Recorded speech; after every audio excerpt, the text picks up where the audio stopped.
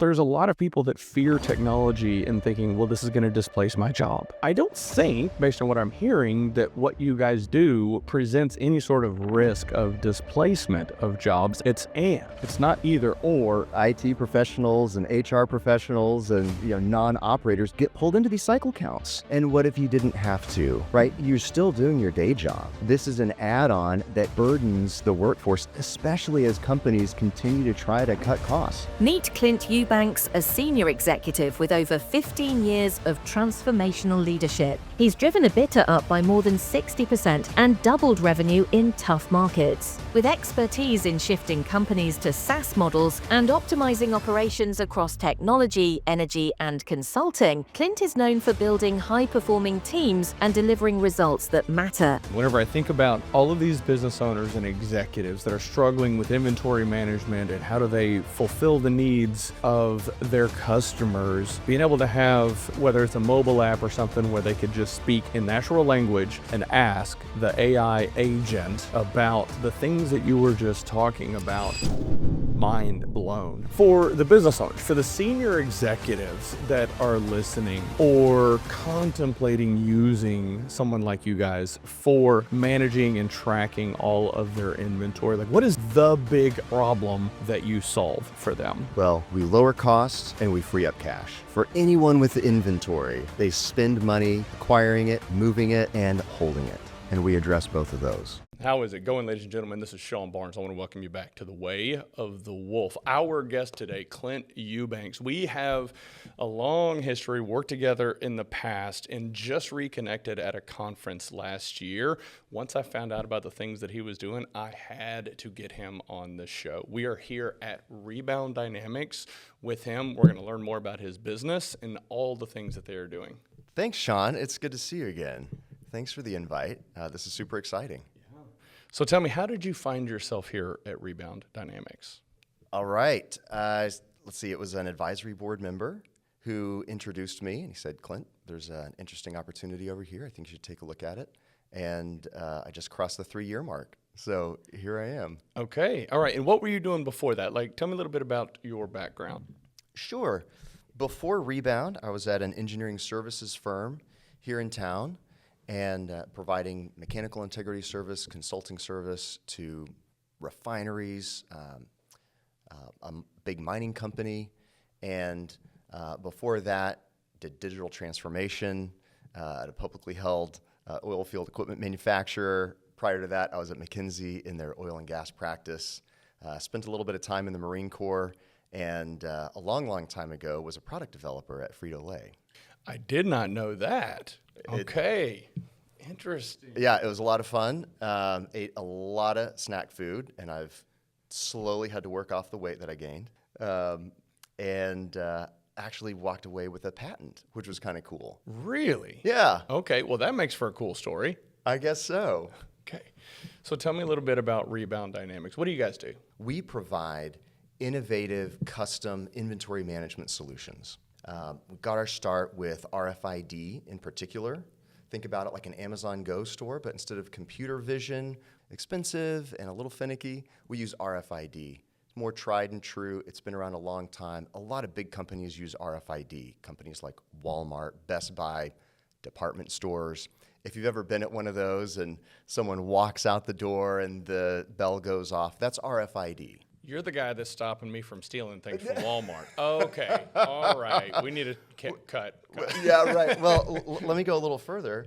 RFID can be used to, it can be used in a portal application, kind of like the one I just described. It can also be used to proactively scan an environment. And that's really what Rebound got started doing. So we outfit shipping containers, trailers, even entire warehouses with RFID equipment, and we can do a full physical inventory several times every hour. That kind of inventory visibility is super important, especially if that inventory is remote, if it's in an unmanned area, if it's just hard to get to, if it has a high cost to serve, if there are expensive parts that turn or don't turn. All of that information is incredibly valuable, and what we found is that folks in the oil field in particular tend to have a lot of that remote inventory. They don't have eyes on it. It's very expensive, or it's critical for operations. Think critical spares, or just critical for kind of human happiness. This is the coffee filters, coffee mugs, that kind of stuff. And providing that kind of visibility, we found dramatically lowers cost, it frees up cash, and generates some really compelling returns on investment for our customers. So what I'm hearing is basically the ability to accurately track all inventory up to the, we'll say, minute or whatever increment of time that your system is scanning. So if you've got a shelf full of, we'll say, widgets or washers or O-rings or whatever, you have tags on all of those pieces of inventory, and you're scanning the environment. It feeds into your system. You're able to track every little bit. So if one of those O-rings walks off the shelf and the assembler forgets to log it in the system, you know that it has walked off the shelf. Are you tracking, or how do you know which assembly person ended up walking off with that? Is there a mechanism in place to find out who did that? So we have cameras that are motion activated, and if we want to figure out who took it, we can use the cameras. In fact, right now, one of our projects is including facial recognition into those cameras. And if that's something that the customer wants, then we could get down to who it was that took it. Of course, there are other ways to solve it with, say, a key entry that marks a person's entry with a unique code. So there are ways to get that kind of who took it level of visibility. But what we found is that most of our customers get a lot of value out of just knowing, is it there, when was it used, and how many more do I need?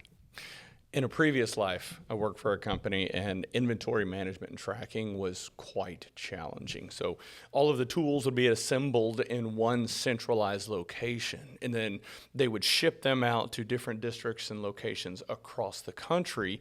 And a lot of times they would start to lose track of where things were at. Well, it's like, okay, well, we have 15 of these shipped out to Ohio. Where did they go? And so I guess the question I have is, does your system have the ability to track movement of equipment from one location to another and say, hey, this was here, now it's in Ohio, and then the guys in Ohio wanted to help out the guys in Midland, and they shipped that piece over there? Does it keep that level of detail? Yes, it does. We just need the guys in Midland and Ohio to have one of our systems. Okay. Oh, okay. All right. I'm sold.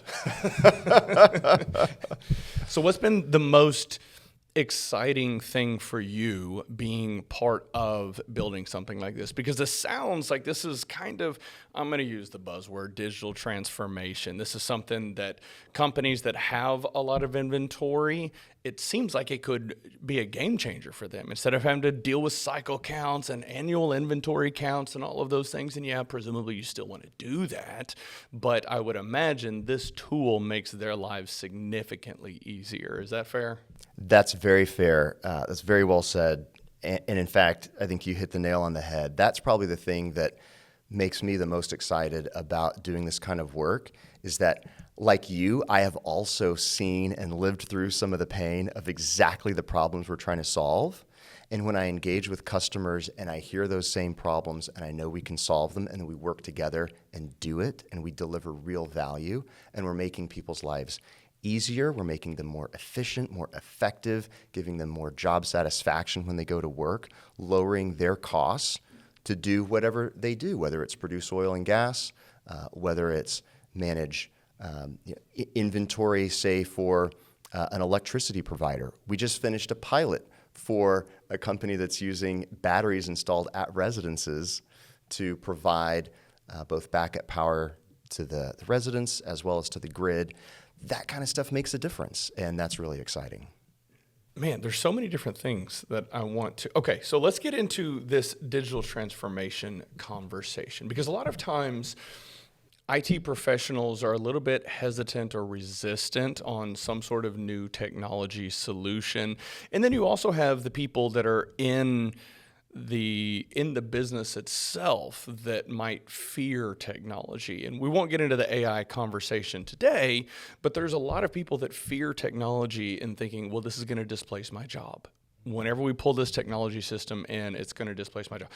I don't think, based on what I'm hearing, that what you guys do presents any sort of risk of displacement of jobs. It's not either or, it's, hey, we need all of you to assemble all these tools to move this product. This is and we are going to be able to more accurately track it so that you have to spend less time counting inventory every month and every quarter and every year.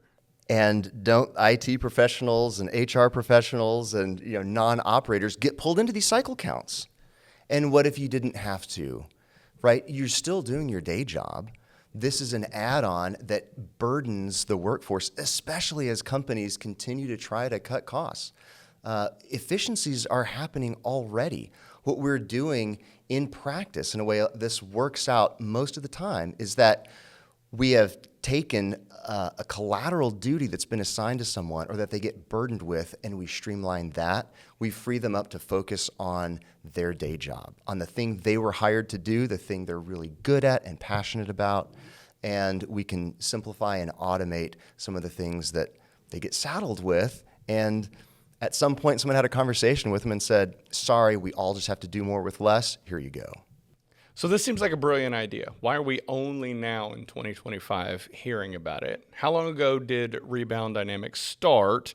And what was the origin of it? Was it just some IT guy at a distribution facility that thought of this idea? Or tell me a little bit more about that.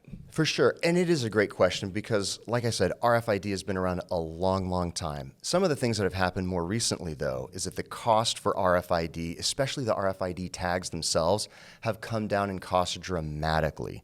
So now we can tag more consumable items, more lower cost items. You mentioned O-rings. We can tag packs of 10, even individual O-rings if we wanted to. But the costs have come down dramatically in recent years. We've also seen the development of IoT and cloud here, especially in the last decade. And that's kind of when the seed of Rebound got started. It was about 2017 as an idea, originally as a way to more efficiently service drilling rigs, provide inventory to those remote locations. Because if you are tasked with keeping that rig supplied with critical spares, with coffee filters, wouldn't it be nice to know what they have on hand right now and when they use something? Then you can schedule your trips to that drilling rig. You know exactly what parts to take. You know exactly when to go. Without a solution like this, and for what a lot of the industry has experienced, whenever they do run out of critical spares, it's a last-minute call, it's expedited shipping or a hot shot, which sometimes is more expensive than the part itself. It's a lot of effort that goes into having capacity available 24/7 to respond to these emergency calls. Instead, we've been able to set up some of these equipment vendors so they just go and visit these rigs, say, every 2 weeks.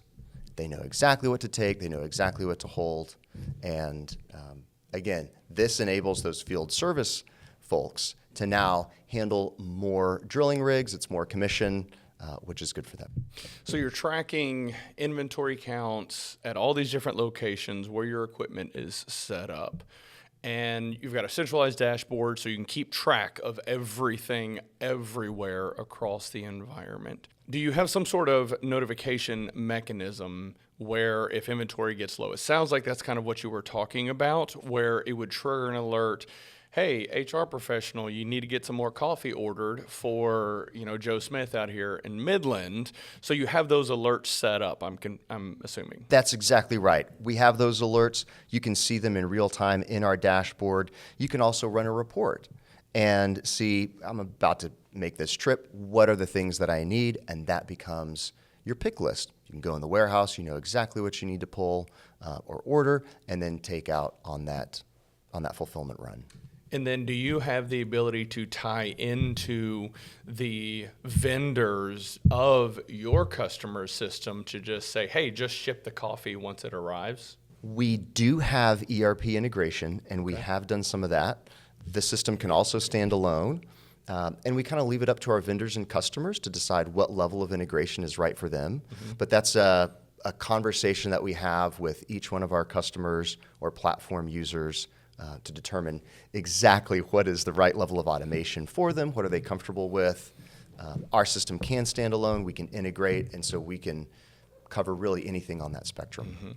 Yeah, you'll have a CFO that's pretty upset at you. They're like, they don't need this much coffee, turn it off. That's right. Okay, all right, I got you. So talk me through your ideal customers. Who are the people that you're primarily working with these days? So we got our start in oil and gas. And I should say, Sean, we've been through, I'll call it a pivot. We started as the company that was providing the critical spares and coffee filters. At this point, we're providing the technology because there are folks out there who have expertise in the critical spares and the coffee filters. We're enabling them. We are enabling their customers to go from, say, burdening a rig manager with being an inventory clerk once a week to enabling vendor-managed inventory. So now that rig manager can do what he's best at. So we did get our start in oil and gas. That's where most of our customers are today, although the technology is not specific to oil and gas. It's just kind of where we found a sweet spot. And I would say any sort of inventory management pain point we can help solve. Again, we got our start in RFID, but I had a conversation yesterday with a potential customer, and for them, RFID may not be the right solution, but man, there are things that we can do to help them digitize their current process. And as they were describing it, this is a process they inherited from the folks before them, and that person inherited it from the people before them. So it's been around a long time. In a lot of ways, it works. It's tried and true, but it's also not very efficient. It's prone to human error, and we can streamline that. We can provide a better quality of life, a better experience both for the field technicians and for the IT and finance professionals who have to enter those handwritten field tickets into their ERP system. Okay. So I can appreciate the pivot that you described in terms of how Rebound Dynamics has pivoted as an organization. It sounds like you went to more of maybe a people-light model because presumably you had to have a lot of people to be able to do what you were describing before. So more of a technology-based solutions provider is what you guys do now. That's right. And it's also a more asset-light model because previously we had a lot of inventory in our own warehouse that we were using for fulfillment operations. By transitioning to more of a technology-first company, it's been an asset-light model as well.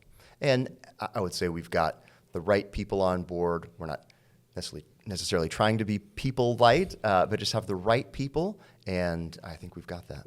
So I want to dig more into the comment that you made a moment ago about this is the way we've always done it. I see this a lot with companies that we work with, companies that I've worked for in the past, especially companies that are highly acquisitive. They acquire business. Well, this is the way we've always done it. Well, this is the way we've always done it. And the problem is just because you've always done it that way doesn't mean that's the right way to do it now. Technology evolves. New people come into the organization. New ideas come into the organization. And it sounds like you guys, above and beyond just offering this RFID solution, partnering with your customers and saying, hey, these are the things that we're seeing. Does it make sense to make some adjustments to how the products move through your supply chain and distribution? Is that probably not core to what you guys are doing, but are you seeing a lot of opportunities with the customers because you're getting visibility into the movement of everything and be able to make suggestions? Definitely we are. And you talk about processes. Digitizing existing processes is probably phase one of a digital transformation. And once you've digitized that process, I think where you are headed is that now there's a lot of opportunity to streamline that process. Because at this point, now it's all ones and zeros. It's computers talking to computers. How many times do we have to transform that same information? There are ways to streamline it. There are probably some manual checks that existed previously for a lot of good reasons. Can we automate some of those manual checks? And a lot of times the answer is yes.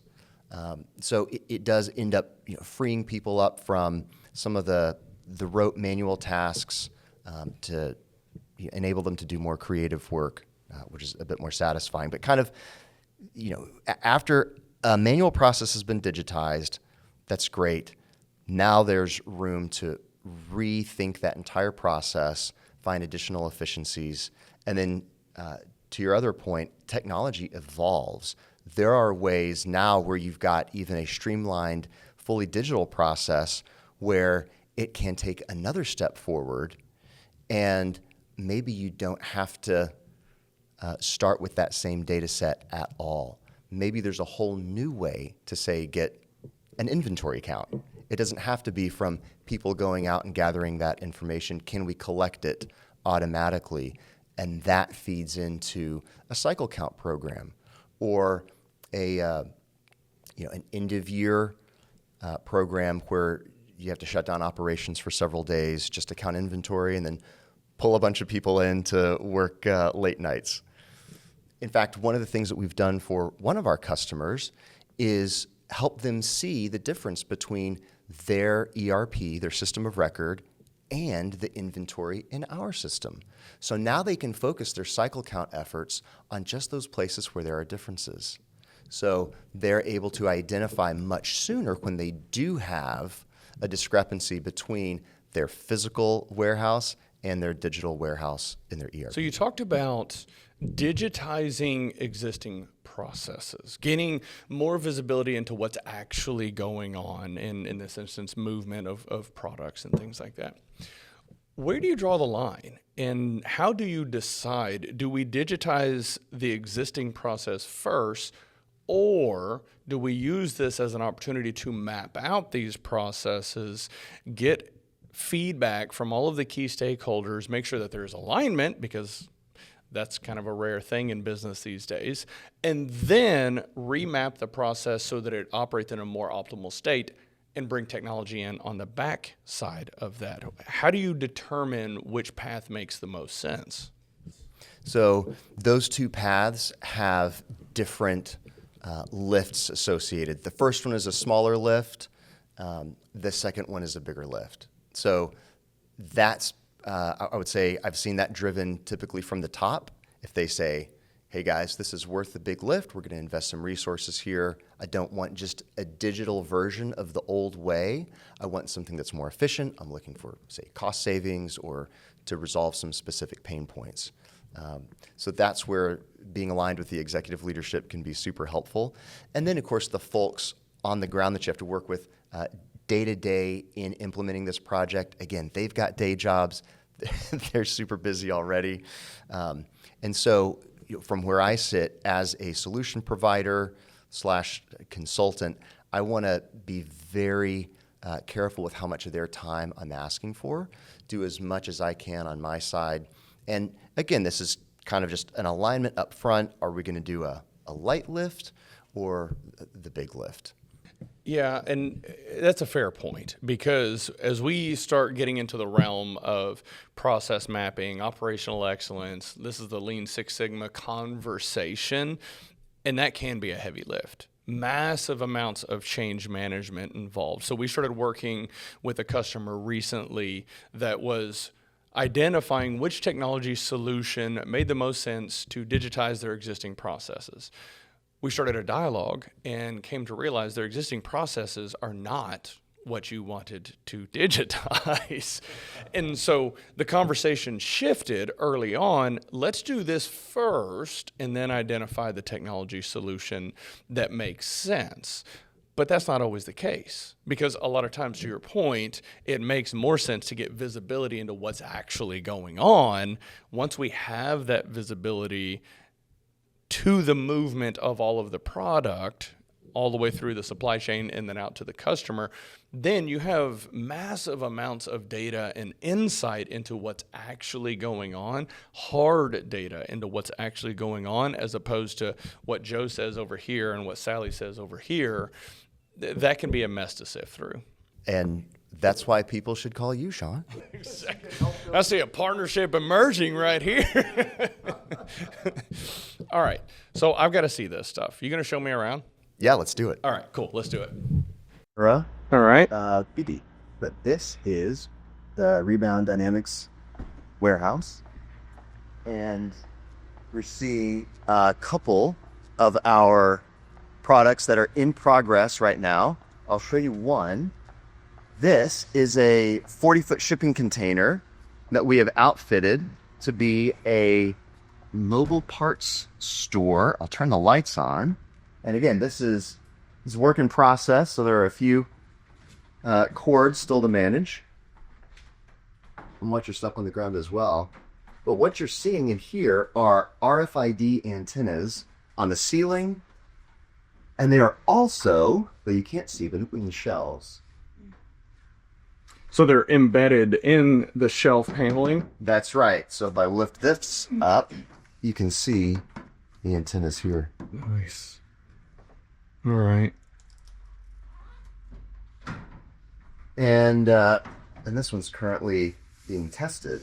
But the idea is that someone can come in, get what they need, let's say some O-rings, and then walk out.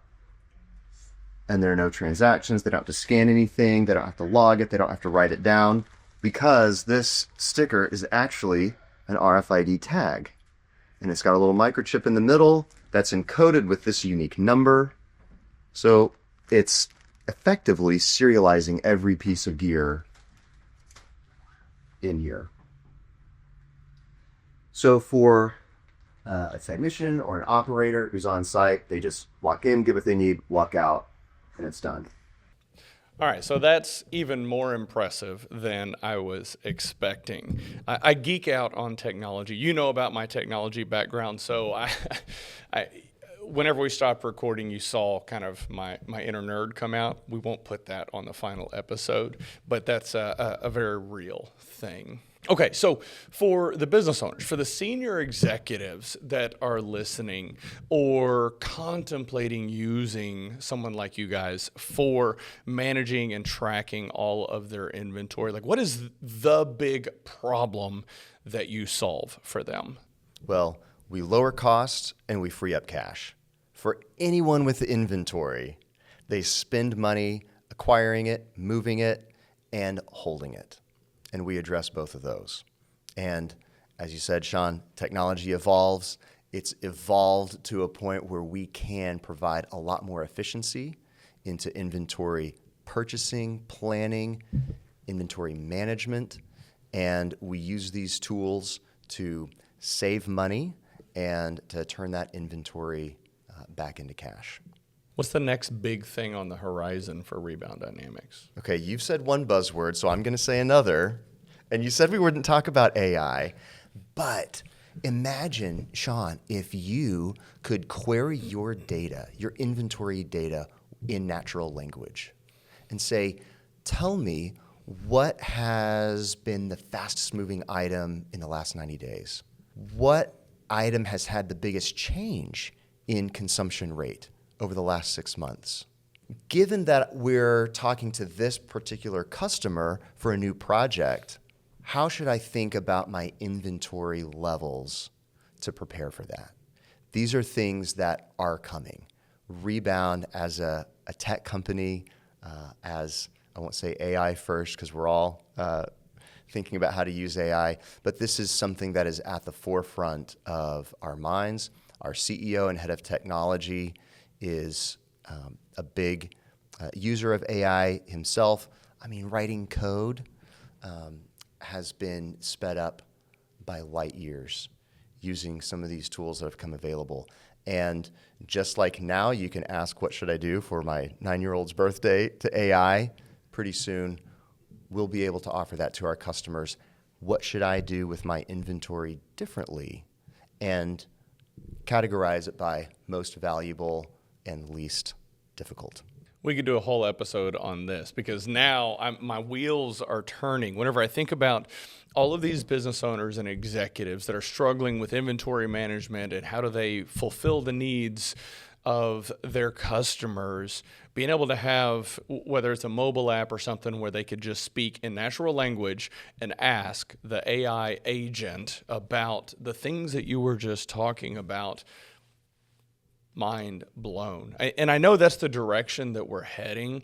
And I think that there's a lot of executives that are maybe a little bit hesitant or reserved, especially whenever you start thinking about what data do we feed into this AI. So the conversation around data segmentation and what do we give it access to, that's a conversation for another day. You want to have your technology team involved, legal counsel, HR. There's a galactic can of worms you've got to unpack there to make sure you do it in the right way. But that's powerful for an executive, especially if you're publicly traded and you've handled all of the data segmentation, data integrity issues, and you go and meet with investors. You're preparing for an investor that you know has a vested interest in other types of industries and verticals, and you just have a dialogue and a conversation with the AI agent on your own data so that you can be prepared to answer any and all questions. And bonus, if they ask a question and you got to go to the bathroom, you just pull up your app, get the answer, and then you look like an absolute rock star. And you're not just speaking out of your ass because it's your actual data, it's your product, it's the movement of your product. So that gets me excited. Clearly, you could see the change in my energy and demeanor, and we might have to have a whole episode on that. The inner nerd has come out. I love it. It absolutely has. So tell me, what's next for you? What is the next big thing? We've talked all about Rebound Dynamics. What do you have going on in your life? Is there anything big and exciting?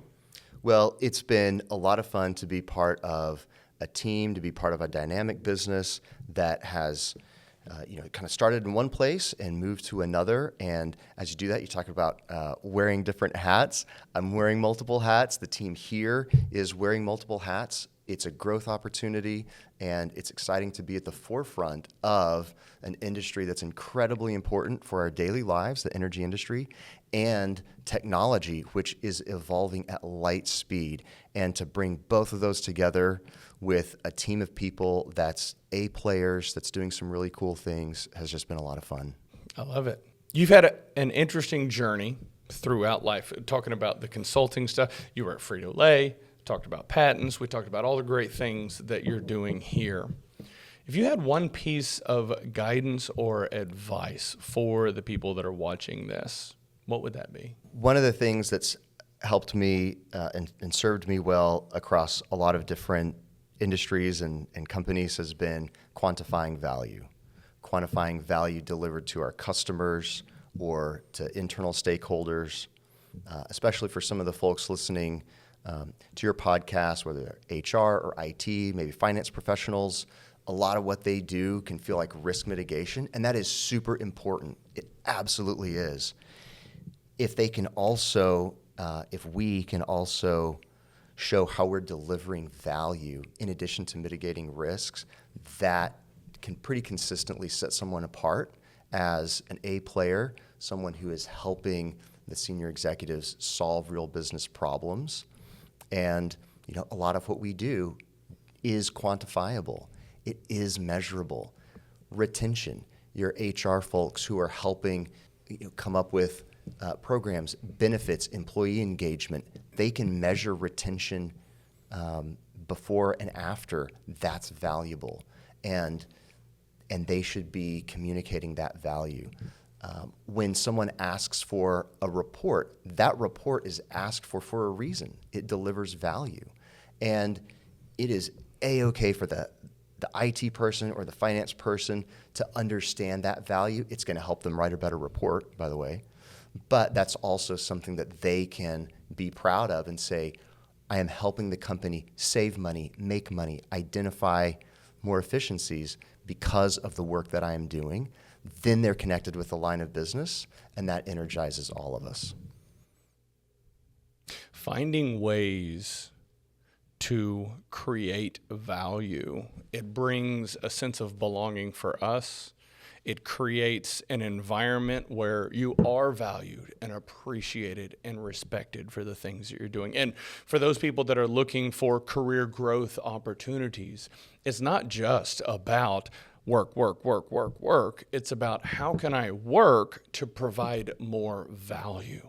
And when you shift your perspective into one of how do I provide more value, all of a sudden those opportunities begin to open up for you, for friends, for family, for everybody in your sphere of influence. And so working with someone like you guys, or just anything you can do to come up with how do I provide more value, that's going to change your life.